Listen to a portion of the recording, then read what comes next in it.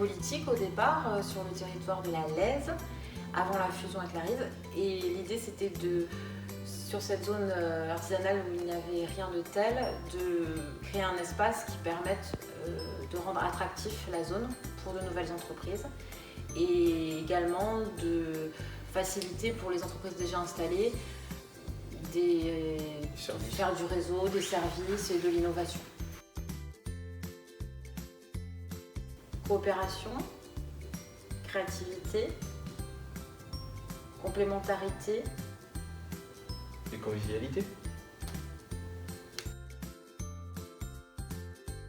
Sur l'espace coworking, l'idée c'est de faire venir le plus de coworkers possible, donc essayer de créer un peu de l'animation pour que ces gens-là trouvent un intérêt à travailler,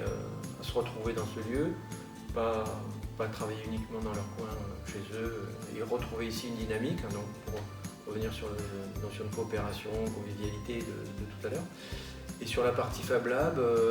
continuer sur la lancée avec les projets de numérique éducatif, parce que je considère que c'est une fonction de ce lieu de faire de l'éducation populaire à ces technologies,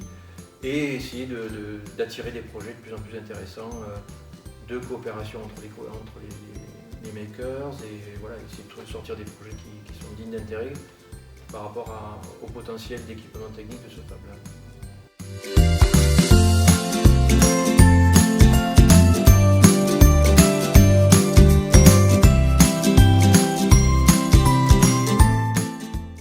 Alors cet espace est né de la volonté des 4 associations qui ont fondé la Maison de l'Avenir Comminges Pyrénées. Et on s'est rendu compte que beaucoup de néo-ruraux arrivaient sur notre territoire et qu'il y avait ce besoin de faire du réseau et de la synergie. C'est un lieu effervescent, c'est un lieu de tous les enthousiasmes et c'est un lieu professionnel malgré tout. Alors ça va être un aménagement dans des futurs locaux plus grands, mieux pensé